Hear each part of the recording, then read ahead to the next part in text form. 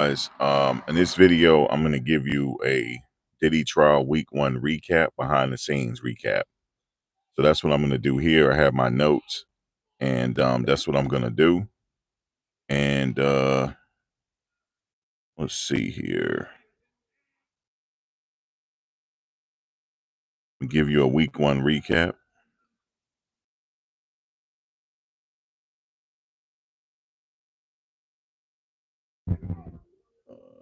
Let's see. Yeah, I'm going to give you a week 1 recap, and so we're going to go from there. Let's see.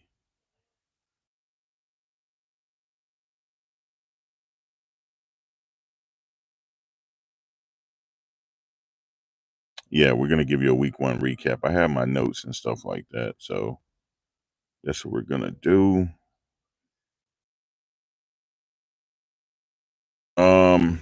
So I have my notes here. Let me see.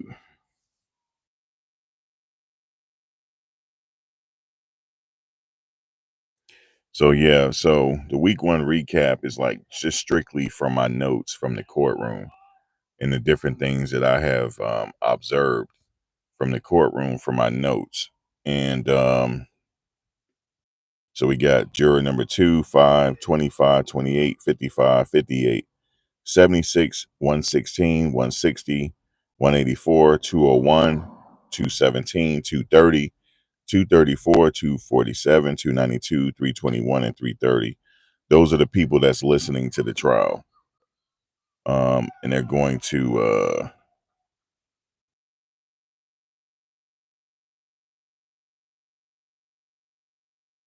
they are going to decide this case. And I want to preface this.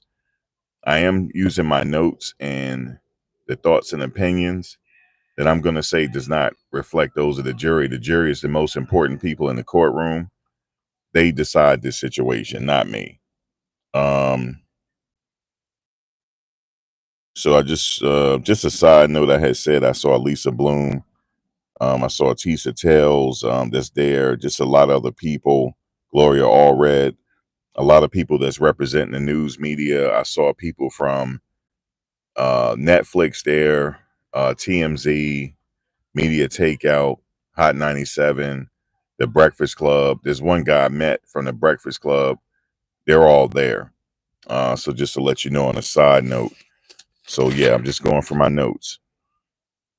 They did go over jury instructions for the jury, and they did expect this to be over before the 4th of July.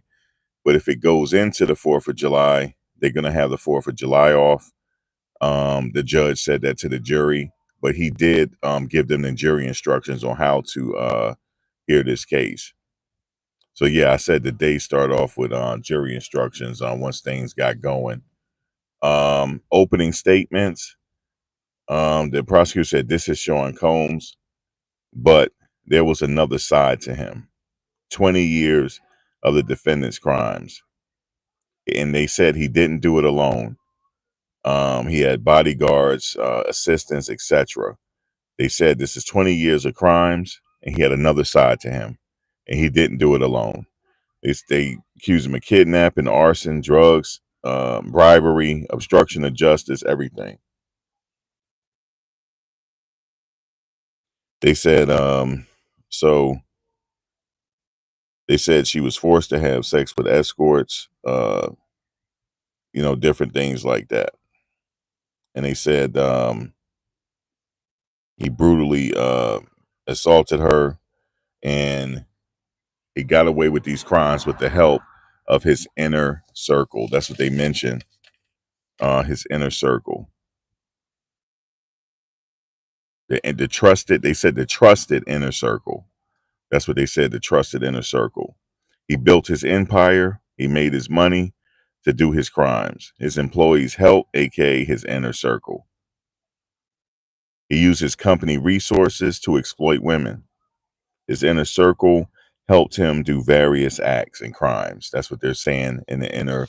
We're going over the opening statements. They mentioned that he dangled somebody over a balcony. They said arson, forced employees to take drugs and also deliver them. He paid women to cross. He paid women to cross state lines. And he said, and the prosecutor said, let this be clear. This is not about his sexual preferences. She said it was criminal. So that's what she said. And it said it was all organized and paid by the company. She said, let me be clear. This is not about his sexual preferences. It was criminal. And she said, we're going to approve that.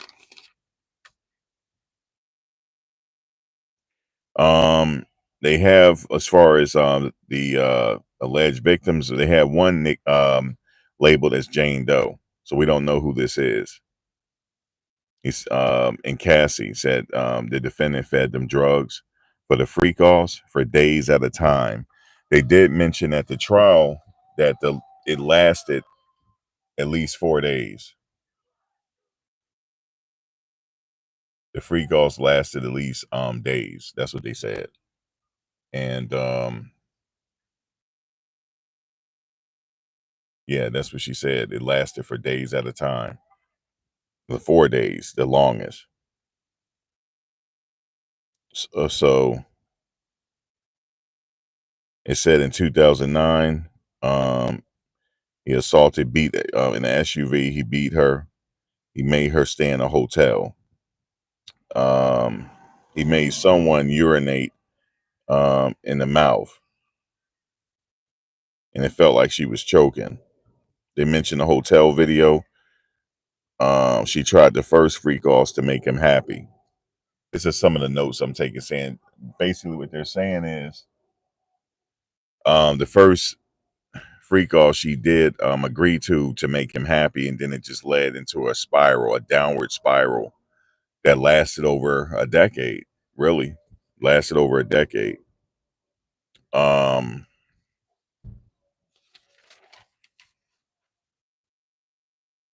Now it said here if she disagreed. Now this is what they're saying: if she disagreed with anything, um, the beating started, and it says he beat her for many, many reasons. He tried running away, but he would get his inner circle to go find her.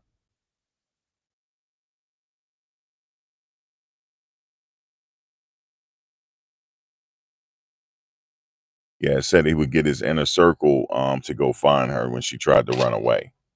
And they said his inner circle again consisted of assistants, at least 2 or 3 assistants, and a host of bodyguards. And that's where they say the crime is coming in at, because he worked in concert with his inner circle.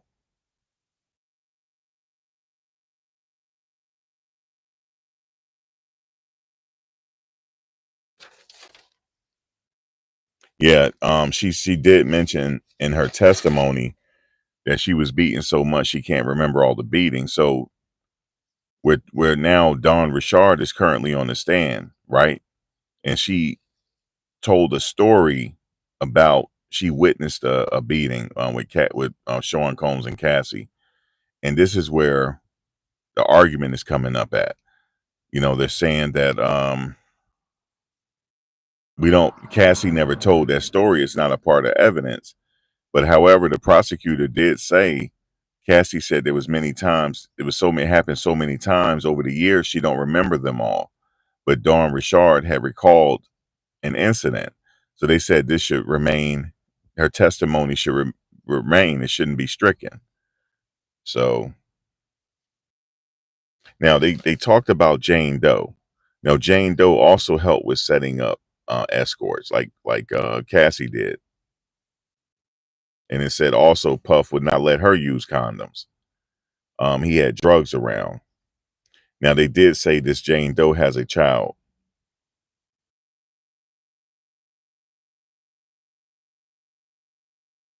It said one night he made Jane get ready for the freak offs, despite her wanting to, and he beat her up.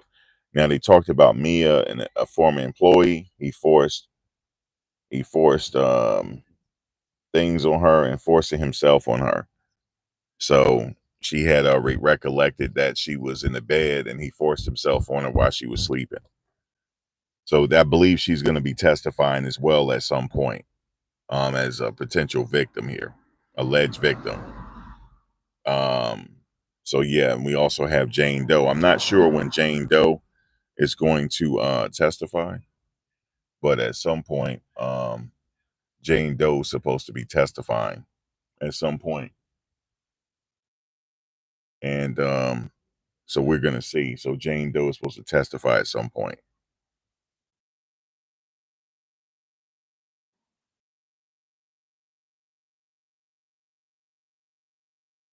Now, as far as the hotel video is concerned, they did talk about that very extensively. They showed the extended version of the hotel video at the Intercontinental Hotel in Los Angeles, and they showed us that. And Cassie said that she was leaving a freak off, and how we know that is because it was a guy there named what was the guy's name? Jules. And the bodyguard that was seen, I mean, not the bodyguard, the security at the time, he's now an LAPD police officer, but at the time he was a head of security. He said he noticed a man sitting on a bed, but he did not put him in the incident report because he didn't do anything wrong. He was just sitting there. He wasn't a part of the main incident. But his name, we come to find that his name is Jules. We don't have his last name, but his name is Jules, and he was one of the dancers that they hired. And he was actually there when she was trying to get on the elevator. He was back in the room just chilling. So that's why the video became relevant, because she said she was leaving a freak off. And I'm not sure if Jules is going to be testifying right now, but I would think they would have Jules to testify to this, that, he was there that day. But we're going to find out if Jules is going to testify.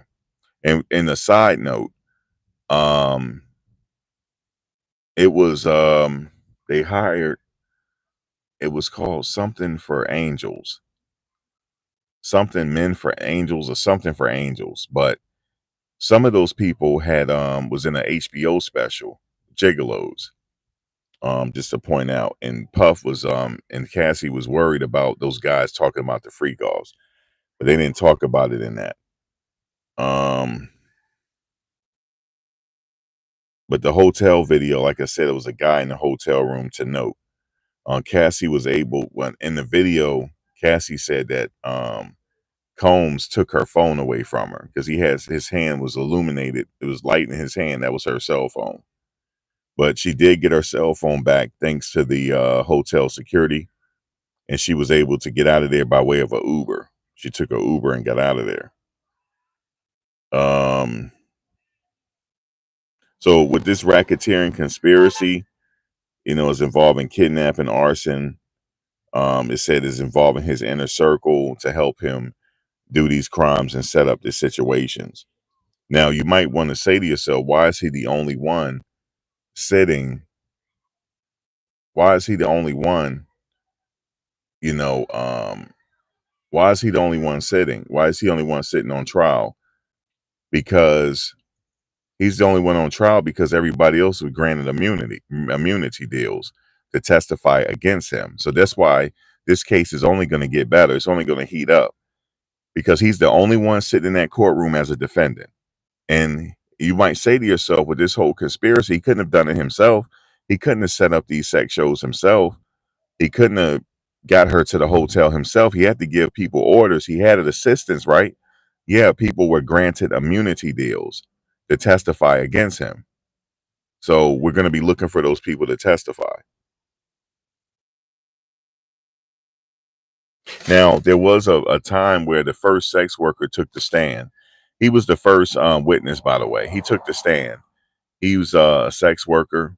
He said that Puff and them paid him for his time and experience. That's what he said. They didn't pay him for sex. It was for his time and experience. But he said the first time Cassie, he said his boss reached out to him, said he's needed for a bridal shower. So he thinking that it was a bachelorette party. He was thinking it was a bachelorette party he was going to. But when he got there, Cassie came to the door and she had all red on and she had some dark shades on, and she was like, "Yeah, I know you was here for a bachelorette party," but she said her husband had set up this date for her birthday. Okay, and so he's like, "Okay." So then they went in the room. One thing led to another. He did see Puff, but he didn't know it was Sean Combs at the time because he had a bandana on with his eyes. It's like below his eyes, everything else was covered. But he said once he started hearing him talk, he knew it was Puff. But they had sex and everything, but it didn't last that long because he said he was very attracted to her, and he didn't last that long. But then he allegedly Puff told Cassie to get his number. I guess he was comfortable with him. So then they paid him the money, and then he left. He went outside, allegedly. He went outside, and then he got a call immediately from Cassie saying, "Hey, can you do another free? Can you come back up?" So he went back up again. And this is according to the story, his story. He went back up again. They paid him again, and then they had a longer session. Okay. He had a longer session. And then he had multiple sessions after that. And he said that he was trying to build a rapport with Cassie. He thought she was good looking and stuff, but he would text her and stuff like that. Then he had text her saying he wanted to F again. But he said the reason why he sent her that text to make sure she was all right, because after one freak off, they had like a fight and stuff like that. So that's why he said he sent her that message. But I don't know why he sent her that message, but I guess he was interested in her. Um,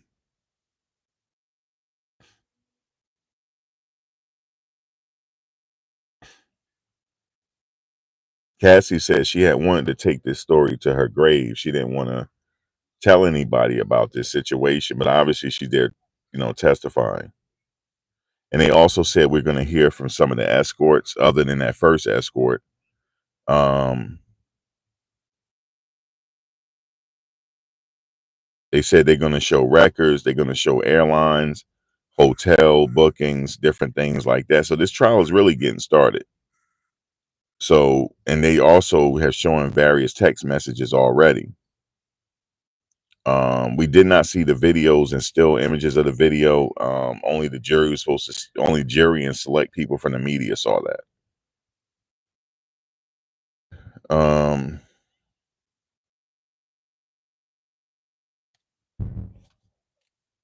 I believe they said they're gonna show videos of the raid. I'm not sure. I think I heard that. So yeah, like I said, this thing is just starting. Now, as far as the defense is concerned, the opening was with Tenny Garagos. Um, she said this was about jealousy, infidelity, stuff like that. They said they're trying to turn his relationship into abuse. Um, she said, "Let me introduce him." He stood up in front of the jury.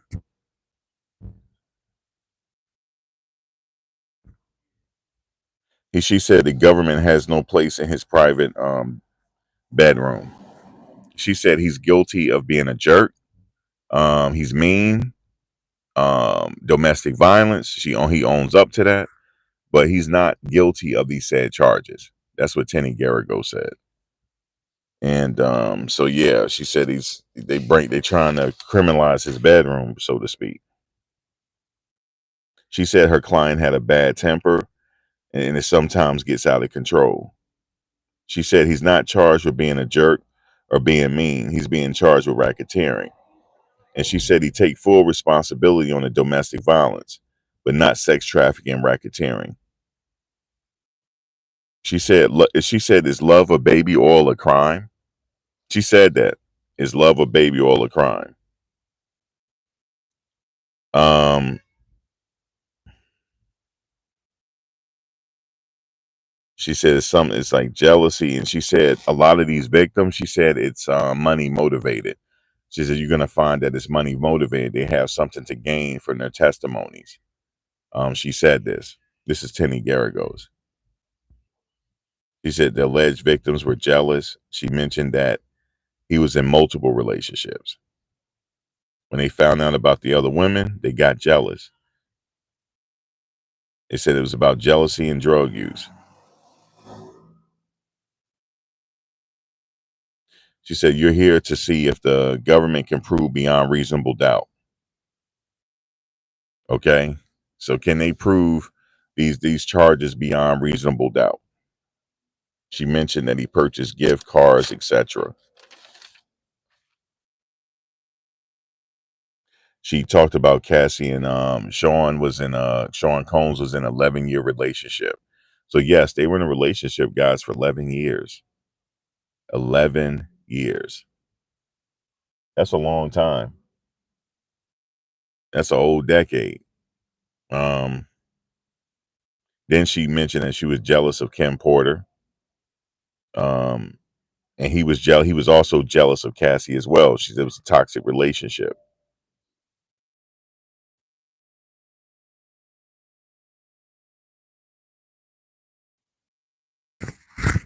Um, what's up, Kai Nicole? What's up, Ryan? Michelle, how you doing? What y'all up to? He says Stockholm has no expiration date. She also said what Combs did was not defendable.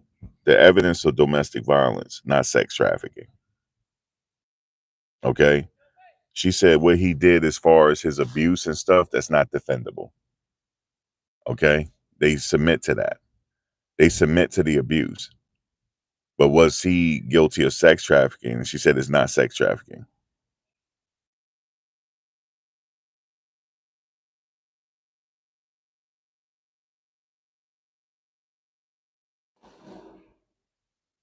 Okay.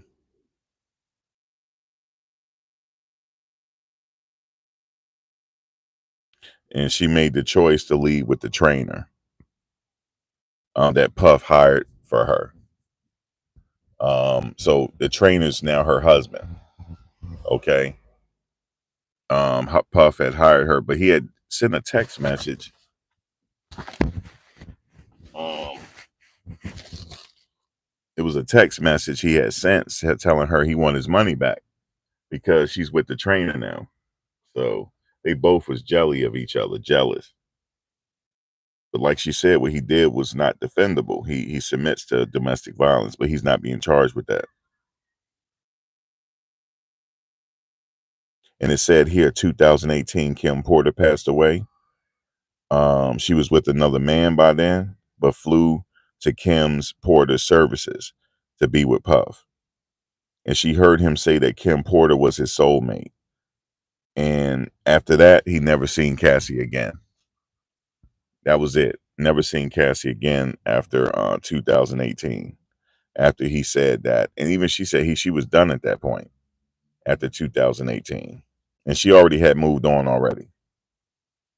All right, she already had moved on. She had a boyfriend at the time, moved on. Yeah, after Kim Porter's funeral, they never saw each other again, only until the court date when she testified. When she testified, that was the last time they were in the same room together. Last time. And it said, and she mentioned Jane Doe relationship with Puff was also plagued by jealousy. And she talked about Mia, and Tenny Garagos is asking why these allegations are now. What's the motive? What do she have? She said, you got to ask yourself, what do they have to gain here? She said this. And she also said that Cassie was having money problems and living at home with her family. And then she went to a civil lawyer for a money grab and a $30 million request. She said, how many millions of reasons do these people have to testify? Meaning millions of reasons, meaning millions of dollars. Do they have to testify? And yeah, that's what she was saying. So Tenny Garrick was saying this is a money grab. And she said he was simply not involved in arson. She said, who is Combs conspiring with? She said, paying different men for their time and experience. Cowboys for Angels. That's the name of the place that they hired. It's called Cowboys for Angels. So you can research that right now. You can go on Google, type in Cowboys for Angels, and that website is still in existence. They also have an Instagram as well. So, ladies, if you want to Cowboys for Angels, there you go. Cowboys for Angels.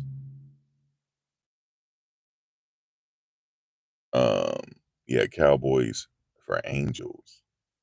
Okay. Cowboys for Angels. It's great. That's what they hired. And they paid these guys for their time and experience. And here's what's interesting though. When the first guy, his name is no, the first person to testify, I'm sorry, the first person to testify is Officer Israel Flores. It's Forez. But let me stop right there. When the first person from the cowboy from the stripper to testify, he mentioned that. He said they paid him for his time and experience. So it was kind of like he was helping the defense, even though he was a prosecution witness. It was like he was helping the defense by saying that. He said they paid me for my experience and time. He said and also he even said I would have done it for free. He said, but we had a really good time and they paid me for my experience and time. He said this, even though it was a prosecutorial witness. So I just want to point that out. So before I continue, could you please give me a like? That'll be greatly appreciated. That helps me out. If you give me a like, I'm giving you all the behind the scenes because I'm there. I'm giving you a week 1 recap. I was there actually, and I'm going to be there for week 2, giving you a week 2 recap. So we're going to take this time. Hopefully, give me some likes. That'll be greatly appreciated.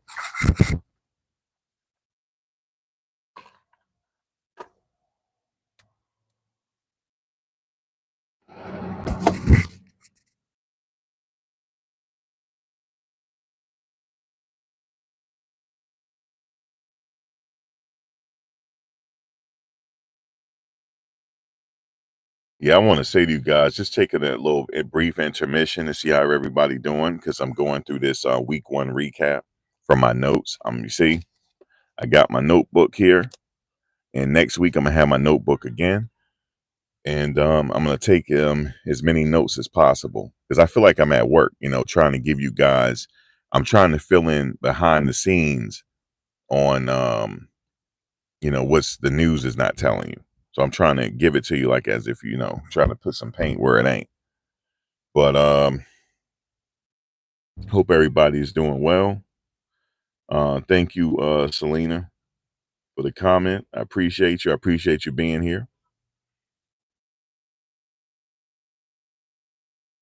And if anybody would like to donate to the ministry, if somebody could put my Cash App up, that'd be greatly appreciated. And also, how can you support Cash App? Commenting, liking the video, and interacting with me. That's how you can help me. Commenting, liking the video, sharing the video, subscribing to the commentary, donating if you like. That'll be greatly appreciated. All that'll be greatly appreciated. That's all a form of help in here because it helps me out. Thank you for the 45 people that gave me a like. Hopefully, we have some more people that feel so compelled to give me a like for my notes. Thank you, Ryan. And I appreciate you. Appreciate you guys in advance. So let's continue. First witness was Officer Israel Flores of the LAPD. When this hotel video happened, he wasn't an LAPD. He was a head of security at the hotel. He has 7 years of experience since 2018. And he also, I believe, he was in the army. He's a security guard at the time, 10 years since 2016. At the 2016 incident, the Intercontinental Hotel. He was assistant director of security. He said he had got a call from a woman in distress. He saw Diddy and Cassie. Now, when he got the call for a woman in distress, remember in the hotel video, she appeared to get on that wall phone. That's how Officer Israel Flores got to the scene because she had made the phone call from that wall.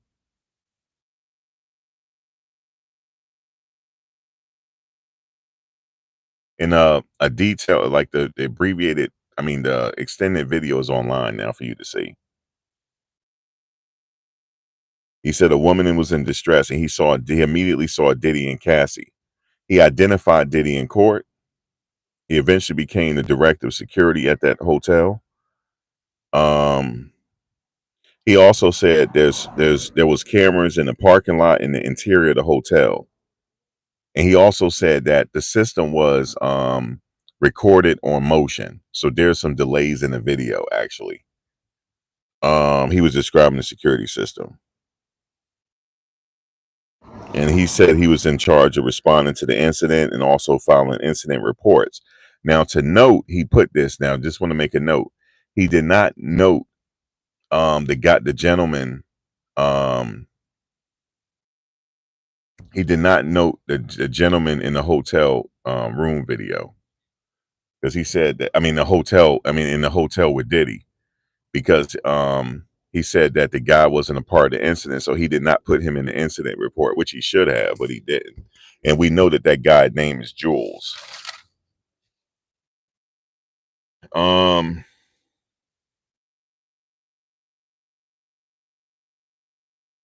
he said he was looking at the camera in real time and he saw what was going on. But get this, he recorded the video and took it out the hotel and showed his wife, so his wife would believe him. People laughed at that. That's why Cassie sued. That's why she sued the video, because the video was leaked and everything. And you remember in her original report, she said that she listed Bad Boy, all the people she was suing, and she also listed the Intercontinental Hotel, because people were surprised that she settled for 10 million last week, the week before last. But however, she had the Intercontinental Hotel in her complaint that she was suing. So it wasn't no surprise to me that she settled. It was around 11 a.m. West Coast time. During that time that he said he was told that it was a woman in distress. So he said when he got up there, Diddy was in a chair, staring with a devilish stare. That's what he said. He said Diddy was staring with a devilish stare. He had a devilish stare. Okay. He had a devilish stare.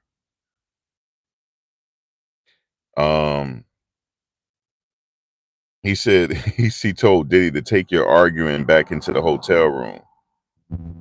And then he said that Cassie wanted her phone and bag and she wanted to leave, which she ultimately did get her phone and bag, and she did leave by way of an Uber.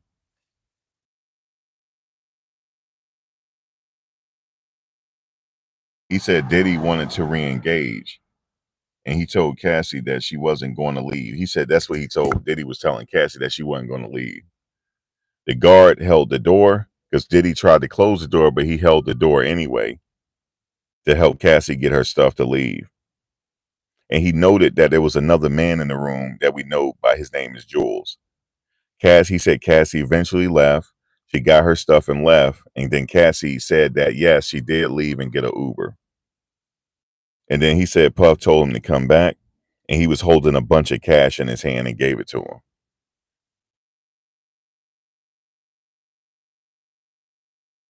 He noted that Cassie had a purple eye and offered to call the cops. But Cassie had already left. She said she left in a Uber. That's what she said.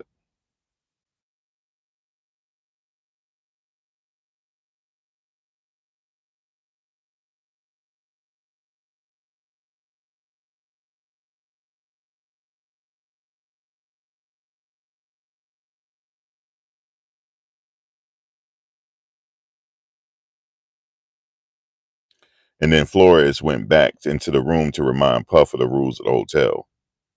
He said he pinned Diddy to the wall and thought someone was recording him, because he said that Diddy was beefing with the other guy because he thought that the dude was recording him.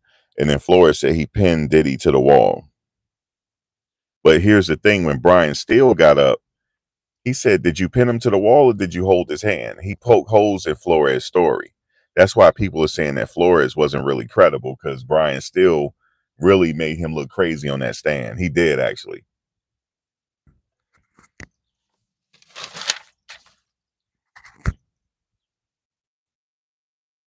Yeah, Brian Steele did his thing actually. Um, Flores said he didn't call the police. He didn't know who Cassie was during that incident. Flores said he took the video home because his wife wouldn't believe him. So that he was out of pocket for that by taking the video home. That's why Cassie sued. Cross-examination by Flores by Brian Steele. And then Steele said he asked about the devilish stare. He asked about that and poked holes with that. And I said, I noted that Brian Steele was in his bag at this time. That's what I noted in my notes. I said Brian Steele was in his bag. And he was trying to trip the witness up, which he did. He got the witness to admit in his testimony, as far as holding Diddy to the wall. The witness, said he held his hand in another report. He said he grabbed Puff's hand. But he testified that he held him by his chest. And then Brian Steele talked about the motion camera. He said, was it a motion camera?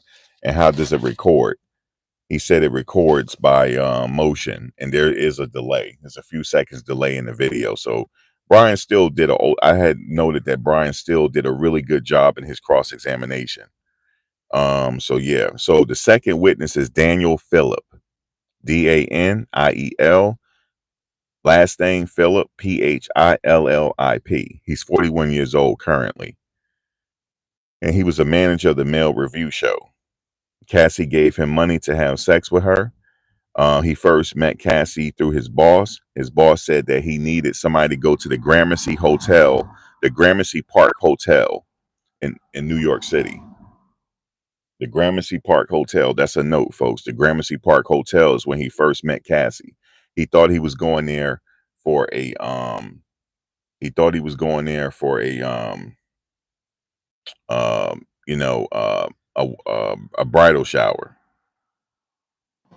And he said that he was expecting more women, but Cassie got to the door. She was dressed in all red and with high heels on and black dark shades. And he said when he first saw Puff, he didn't know who both of them were. He said Puff had on a mask, and the mask covered his face below his eyes. And then she said she asked him to rub baby oil and give her a massage. That's how it happened. She started rubbing he started rubbing her down with baby oil. And then Brian Steele said, well, did she rub no, it wasn't Brian Steele that cross-examined him. It was his other lawyer, this new lawyer. It was a brother. His name is I forget his name right now. But he said, well, did she rub you down with baby oil? He said, no, she didn't rub me down with baby oil at first. I had my clothes on. But then he took his clothes down to his box.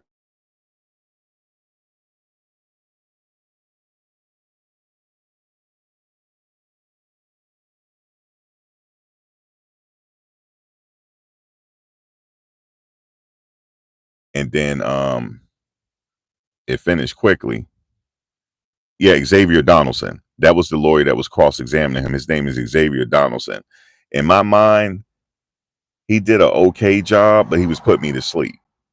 He was putting me to sleep, man. Brian Steele, if I had to compare the two, Brian Steele was the man.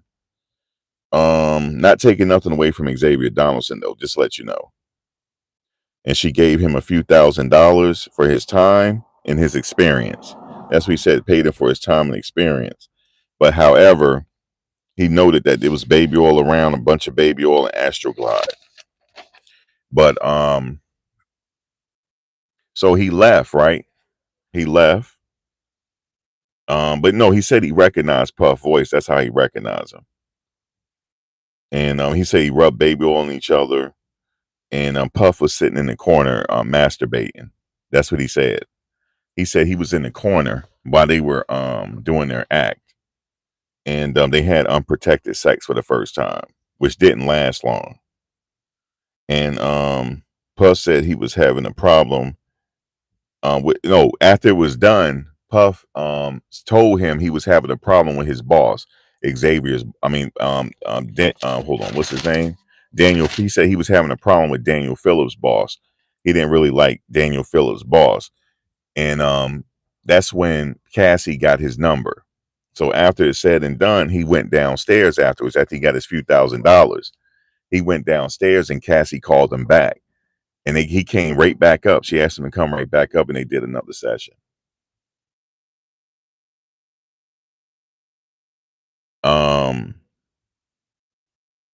It said all meetings took place in Manhattan, the Essex house, the then Continental he went to, her personal residence. He said they had freak offs at her personal residence as well. Um, he said, and Cassie told him to tell the hotel management that his name is Black.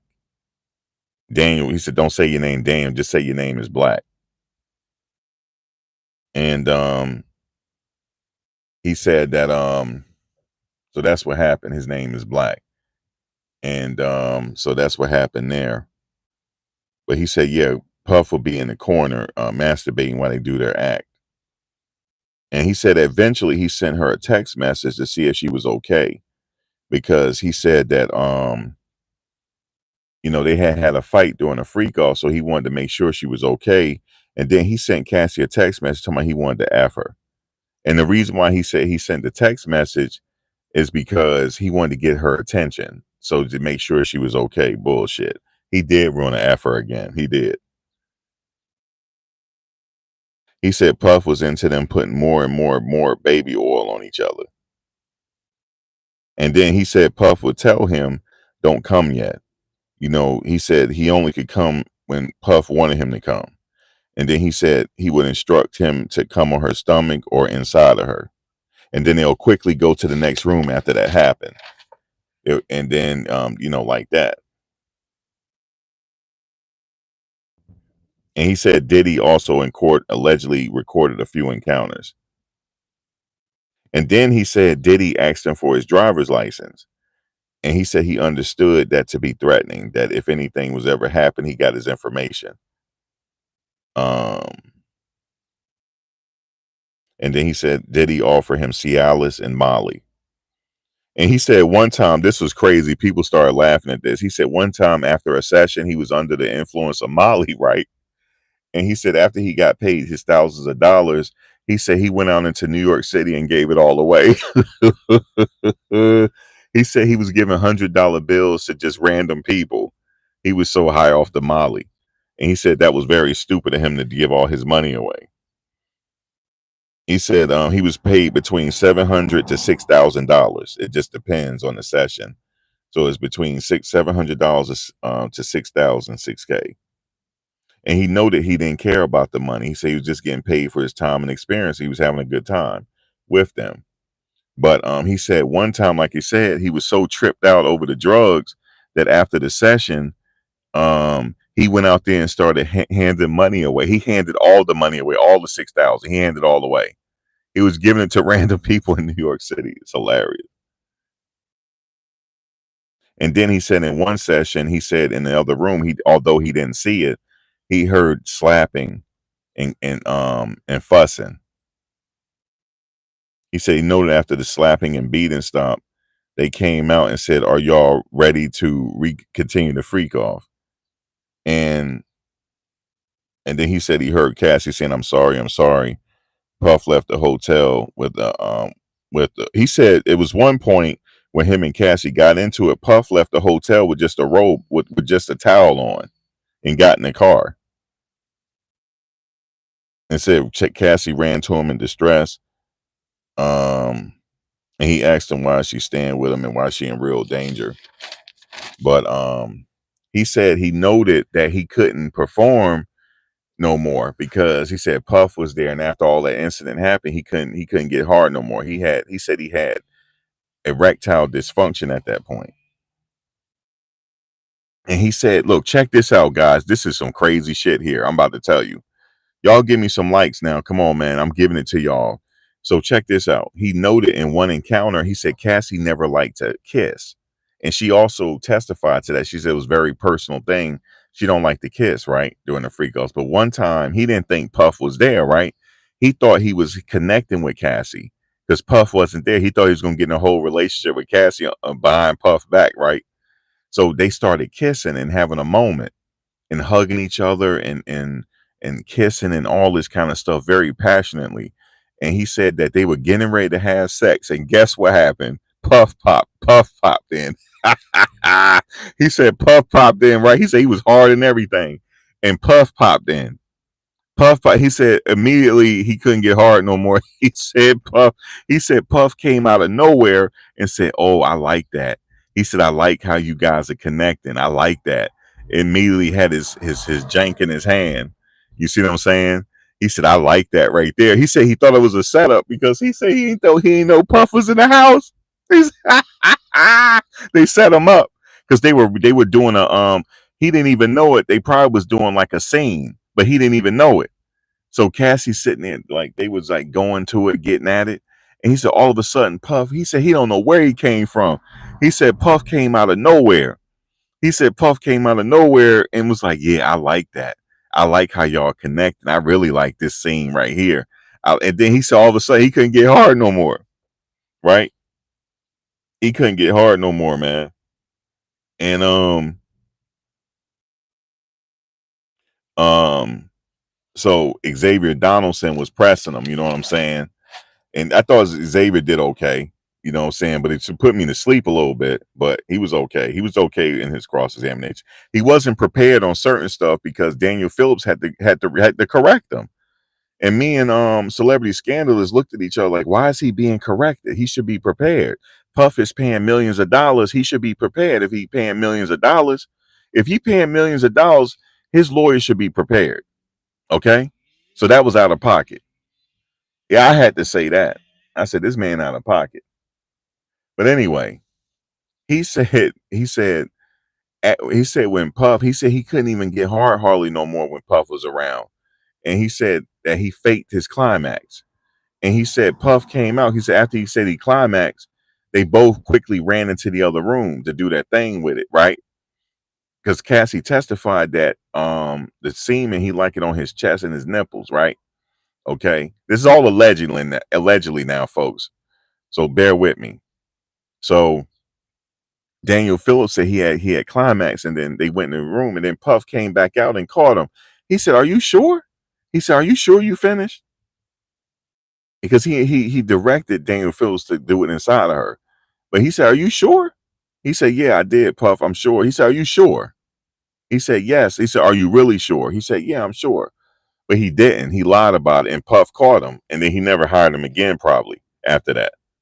Okay, and so that was the second witness, Daniel Phillips. Okay, that was Daniel Phillips.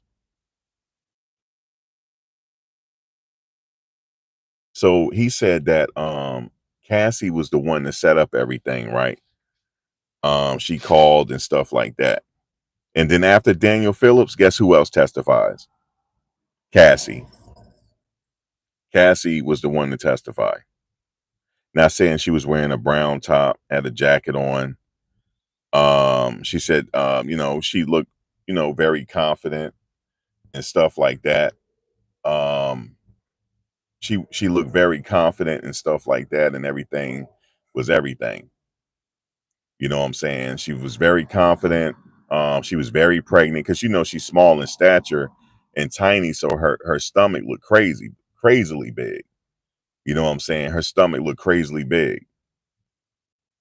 And so I wanted to note that her stomach was like crazy.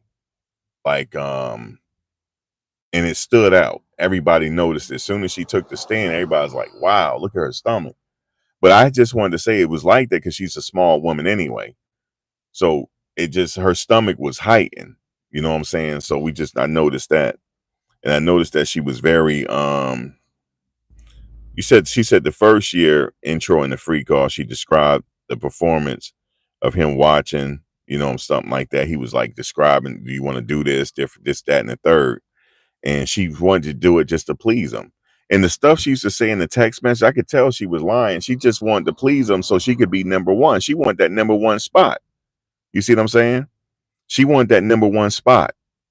You know what I'm saying? That's why she's saying all this stuff to him, man. But obviously she had 10 years worth of freak off. So,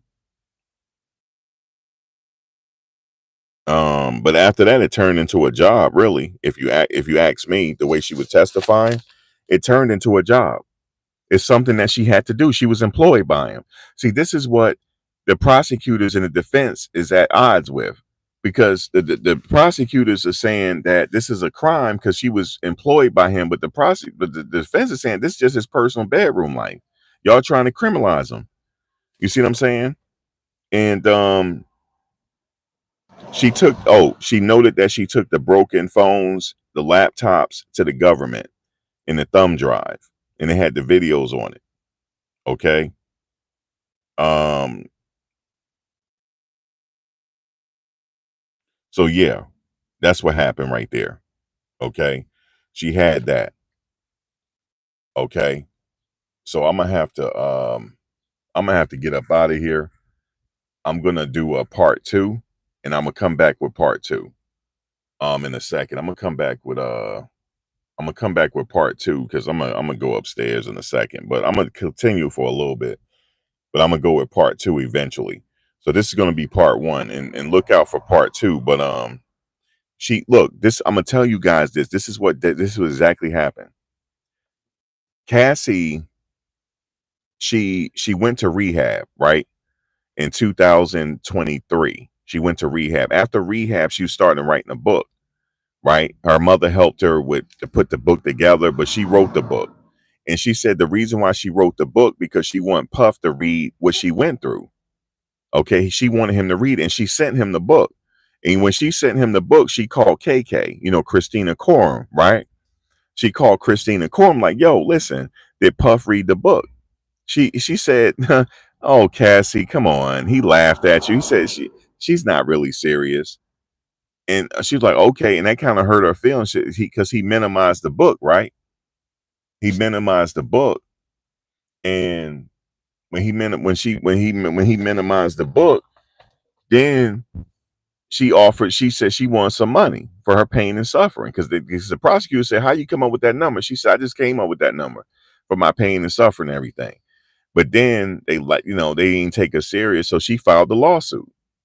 They still were dragging their feet with it. You feel me?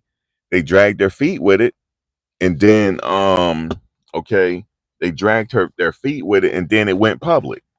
Guys, as soon as that lawsuit went public, he settled within 24 hours. He gave her $20 million. Now, with civil suits, the lawyers get a lot of money. So, but anyway, she settled, right? He settled within 24 hours, okay? And settled within 24 hours. She got her money. And since then, she settled with the Intercontinental Hotel 2 weeks ago.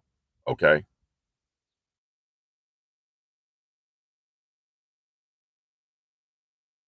She settled with the Intercontinental Hotel 2 weeks ago. Okay. So that happened. So that's how it went public because he settled within 24. See, it's too late. He waited too late. And I understand why he may have done it. I don't know if this was true or not, but he might have said, "I'm not going to give you money for you and your husband to enjoy." He probably thought that, but he dragged his feet with it and it went public. After it went public, he settled within 24 hours. Within 2 weeks later, folks, this is true. This was in the testimony. Within 2 weeks later, the feds called her in for an interview. Okay. The feds call her in. 2 weeks later, the feds call her in. And this is what my thinking is. The feds have been watching him. They had a file on him already. They're just using this to get him. This is just my thoughts. The feds didn't say this. This wasn't a part of the testimony. This is just me right now. So the fix, it might have been in already. If my reasoning is he should have settled before it went public. Okay. And he might not be here now. But they got a lot of people that's gonna testify, man. She said, she checked this out, y'all. I don't think nobody told y'all this. She said Puff was the one that introduced her to oral sex. She said prior to Puff, she never had oral sex before. and she never had it done on her. I'm like, damn, what, you dating Ryan Leslie? He ain't never performed oral on you. That's what I thought. That's what I thought sitting there. I'm like, damn, yo, he never put his mouth on it. Like, I mean, I'm not trying to be graphic, but you know what I'm saying? He never put his mouth on it. You never gave him oral, nothing. But that's what she said. She said Puff introduced her to oral. And she said she was so confused about him talking about this, but he got her into oral. And when they first had sex, it was on her 21st birthday in Las Vegas. That's when they first got intimate. He kissed her in the bathroom in his suite. And she was really confused at the time. This is what she said. She said she ran out and headed back to the hotel. She didn't want to be kissed by him on her birthday. She said she started seeing him at his hotel room, and she said he introduced her to oral sex, and he gave her oral sex. She said it made her feel crazy. She said he made her feel crazy for not reciprocating. Plus, she was in a relationship with someone else. So she was in a relationship with Ryan Leslie while he don't sat there and put his mouth on it. You see what I'm saying? Guys, give me a like, yo. Come on, man. Come on, y'all could give me some more likes, man. I appreciate the likes already. I appreciate you. But I'm giving it to you like this, how I heard it. Okay. Now, you guys can come up with your own thing now. I don't know. It said at first she wanted to spend time with him. She had her career at stake. But oh no. The first time was at the Miami party. And Dallas Austin was there, the producer Dallas Austin there. She said that's when they first had sex for the first time. She said they took drugs. He gave her ecstasy. And she said she said, yeah, she felt crazy, but he gave her ecstasy. She said they weren't public at first, with their relationship and all that. And she kept it because her family didn't know.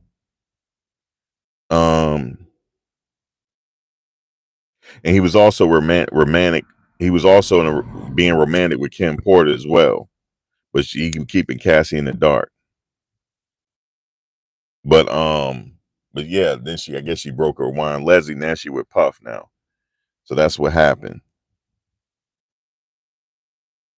And then one time they had got into it, and then she said she spoke on the staff looking for her until they found her. See, that's the government establishing that that his staff was looking for her. That's the conspiracy. You get what I'm saying? You get where the state going. You get where the government going with this, because she spoke on, like, they found her. Like, he'll use his staff to find her, like his bodyguards and stuff.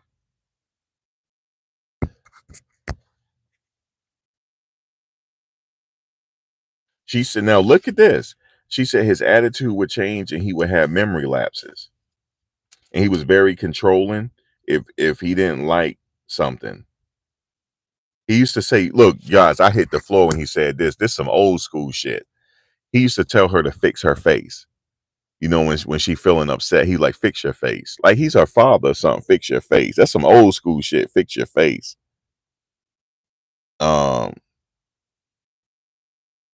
She said the entire relationship they didn't live together. And that's true. She had a separate residence. He told her to fix her face.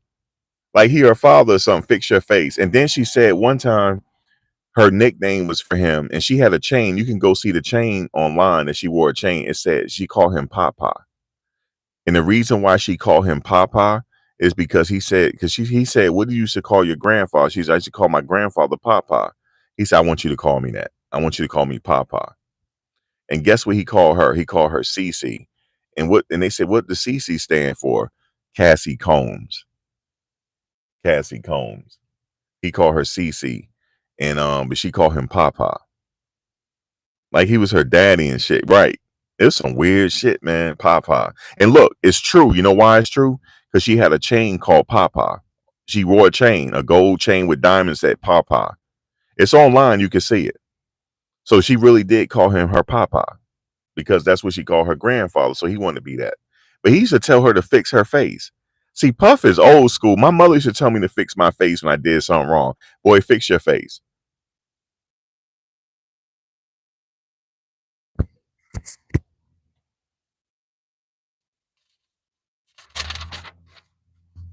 Thank you for the likes. I appreciate it. I'm almost at 100. Y'all rocking with me. Almost at 100.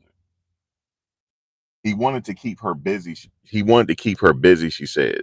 Even though her music didn't come out, he wanted to keep her busy by being in the studio. You know what I'm saying? He wanted to keep her busy when he wasn't around her. And she said when she ignored him, he would call and call and call and blow her phone up. And then she said, or he'll send somebody, either bodyguards or, and she mentioned D-Rock. She mentioned one Unzi or whatever, Uncle Paulie, Fahim. Now, Fahim was his driver slash bodyguard. I believe that's Mr. Muhammad. Her and she mentioned some assistants, David James, KK, which is Christina Korm, and Dominic. So look for some of these people to testify because they co-conspirators. Look for Uncle Paulie, look for Fahim, look for Black, look for D-Rock, look for Donald David James, look for Christina Korm, look for Dominic. Okay.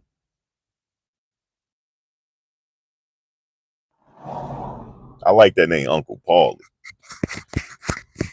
You know what I'm saying? D-Rock. There's some bodyguard names, ain't it? Uncle Paulie, Black. Come on, man. That's a bodyguard named Black. Uncle Paulie. You know what I'm saying? She said she was jealous of him as well, seeing other women. She ain't like that. You know what I'm saying? You know what he said to her when he said he got other women? He said, I'm P. Diddy. He said, I have many women because I'm P. Diddy. Allegedly, he said that to her. I'm P. Diddy. You know what I'm saying? I'm P. Diddy. That's something he would say too. It's all alleged though. He purchased her a place for her birthday.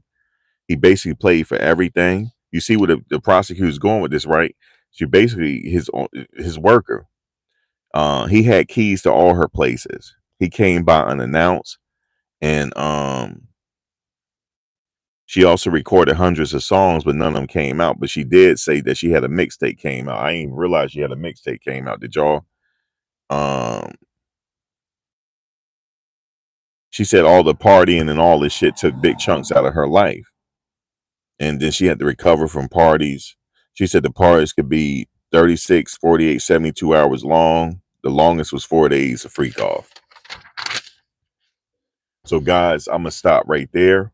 Okay, this is getting crazy, ain't it? I'm going to come back with part 2. You know what I'm saying? The transit strike is over. Oh, the transit strike is over? Okay, so tomorrow should be everything. Okay, so tomorrow should be cool for me. But yo, guys, it's getting crazy.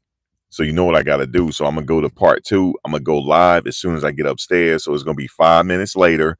I'm getting ready to go live for part 2. Y'all hear what I'm saying to you? I got 2 books full of notes. I'm not playing with y'all.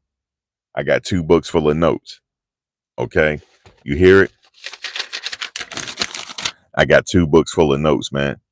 And we're going to mention Roger Bonds. He was named. Fahim was named. He was a security / driver.